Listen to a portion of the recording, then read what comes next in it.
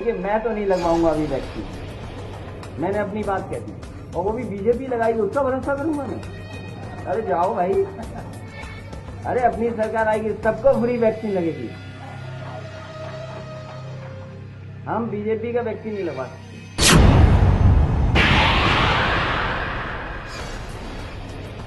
Corona की इस भयावता में ऐसे कई चेहरे बेपर्दा हुए हैं जिन्होंने इस आपदा को अपनी राजनीतिक रोटियां सेकने के अवसर के तौर पर इस्तेमाल किया। इन लोगों ने वैक्सीन को लेकर जबरदस्त भ्रम फैलाया, आम लोगों को गुमराह किया, वैक्सीन की गुणवत्ता पर सवाल खड़े किए, उसे इस्तेमाल न करने की सलाह दी। आज यही लोग सरकार से टीकाकरण की संख्या को लेकर सवाल पूछ रहे हैं। अब जब कोरोना से देश भर में मौतें हो रही हैं, तो यही लोग सरकार को वैक्सीन पर कटघरे में खड़ा कर रहे हैं कि अभी तक लोगों को वैक्सीन क्यों नहीं मिली।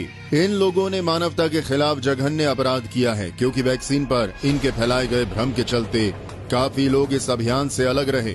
इन गुनाहगार चेहरों की फहरिस्त में सबसे ऊपर नाम समाजवादी पार्टी के मुखिया अखिलेश यादव का है। अखिलेश यादव ने 3 जनवरी को लखनऊ में एक प्रेस कॉन्फ्रेंस की और कोरोना की इस वैक्सीन को बीजेपी की वैक्सीन करार दिया। उन्होंने वैक्सीन न लेने का ऐलान भी किया। ये बात अलग है कि आज खुद अखिलेश यादव कोरोना के शिकार हो चुके हैं और ठीक होने की राह देख रहे हैं। राजनीतिज्ञों के साथ ही मीडिया के भी कुछ एजेंडेबाजों ने वैक्सीन को लेकर जमकर भ्रम फैलाया। न्यूज 24 के एंकर संदीप चौधरी इस गैंग की अगुवाई कर रहे थे। संदीप चौधरी ने 6 जनवरी को अपने शो में बीजेपी प्रवक्ता जफर इस्लाम से बहस करते हुए वैक्सीन को बेकार करार दिया। जफर, मैं भी प्राउड इंडियन हूं, आप भी प्राउड इंडियन हो, आप कोवैक्सीन लगवाएंगे? जब फ्रंट लाइन वॉरियर्स लगा रहे तो हमें क्या दिक्कत है? हम लगाएंगे, बिल्कुल लगाएंगे, आपको भी लेकर लगवाएंगे। मैं तो नहीं लगाऊंगा।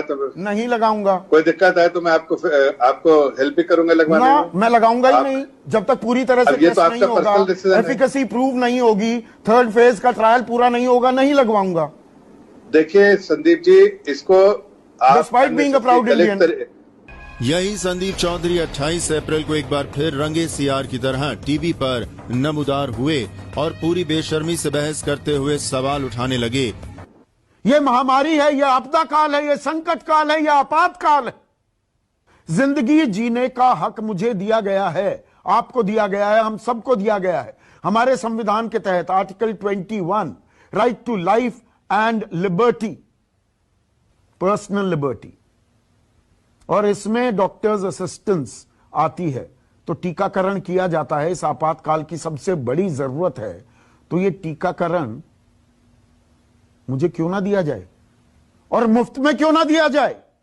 ये अलग अलग दाम क्यों? इसी तरह शेखर गुप्ता के द प्रिंट में वैक्सीन को लेकर एक के बाद एक दूसरे एजेंडाधारी आर्टिकल की भरमार नजर आई। इसमें कोवैक्सीन को राजनीतिक जुमला तक करार दिया गया। कोवैक्सीन के साथ ही कोविशील्ड को लेकर भी द प्रिंट के लेखों में सवाल खड़े किए गए। उद्योगपतियों का एक गैंग भी इस खेल में हिस्सेदार बना। उद्योगपति राजीव बजाज ने एनडीटीवी के एक शो में साफ तौर पर कहा कि वैक्सीन के खतरे इसके फायदों से कहीं अधिक हैं। छत्तीसगढ़ के स्वास्थ्य मंत्री टीएस सिंहदेव एक कदम और आगे निकल गए। 10 जनवरी को एएनआई को दिए बयान में उन्होंने ऐलान कर दिया कि हम छत्तीसगढ़ में कोवैक्सीन के टीकाकरण को बिल्कुल सपोर्ट नहीं करेंगे। कांग्रेस के प्रवक्ता रणदीप सुरजेवाला ने प्रेस कॉन्फ्रेंस कर वैक्सीन पर भ्रम फैलाने की कोशिश में पीएम के नाम का भी इस्तेमाल कर दिया। उन्होंने सवाल किया कि आखिर क्यों प्रधानमंत्री, स्वास्थ्य मंत्री और दूसरे केंद्रीय मंत्री पहले खुद वैक्सीन नहीं लगवा रहे। अगर देश के प्रधानमंत्री या दुनिया में मुख्तलिफ देशों के राष्ट्रपति, प्रधानमंत्री और केंद्रीय मंत्री और केंद्रीय स्वास्थ्य मंत्री पहला कोरोना का टीका लगाते हैं, कोरोना वैक्सीन लगवाते हैं, तो इससे पूरे देश में या देश के नागरिकों में एक विश्वास पैदा होता है। परंतु अगर मोदी जी नहीं लगवाना चाहते, मोदी जी के केंद्रीय मंत्रीगण नहीं लगवाना चाहते। एनसीपी के नेता नवाब मलिक ने भी 11 जनवरी को बयान दिया कि पीएम को भ्रम दूर करने के लिए खुद वैक्सीन लगवानी चाहिए।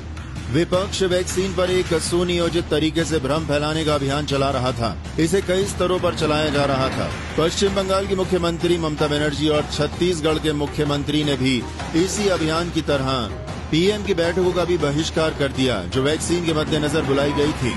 कांग्रेस प्रवक्ता मनीष तिवारी ने भी वैक्सीन जहर उगलने में कोई कमी नहीं छोड़ी। उन्होंने 5 जनवरी को दिए गए बयान में कहा है कि वैक्सीन को कौन लगवाएगा, जबकि उसकी प्रामाणिकता का भरोसा ही नहीं है। इसी तरह शशि थरूर ने 3 जनवरी को बयान दिया कि कोवैक्सीन को दिया गया अप्रूवल खतरनाक हो सकता है। AIMIM के मुखिया सैदुद्दीन ओवैसी ने कोवैक्सीन और कोविशील्ड के बीच ही अविश्वसनीयता की दीवार खड़ी कर दी। उनके मुताबिक पीएम ने भारत बायोटेक की कोवैक्सीन का पहला डोज लिया है। इसका मतलब ये है कि सीरम इंस्टीट्यूट की कोविशील्ड की विश्वसनीयता और असर सवालों के घेरे में है।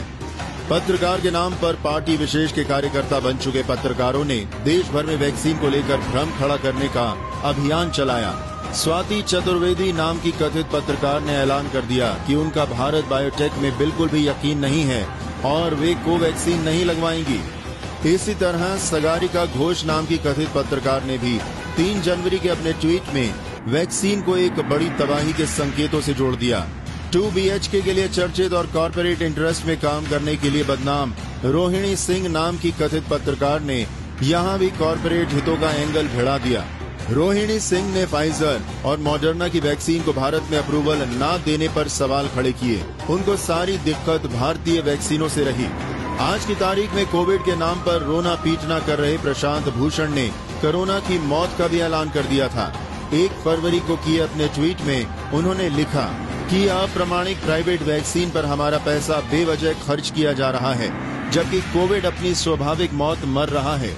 आज की तारीख में जब वैक्सीन ही कोरोना के खिलाफ लड़ाई में सबसे मजबूत सहारा बनती दिख रही है, इन एजेंडाबाजों के चेहरे सबके सामने लाना बेहद जरूरी है। Newsroom post, Delhi.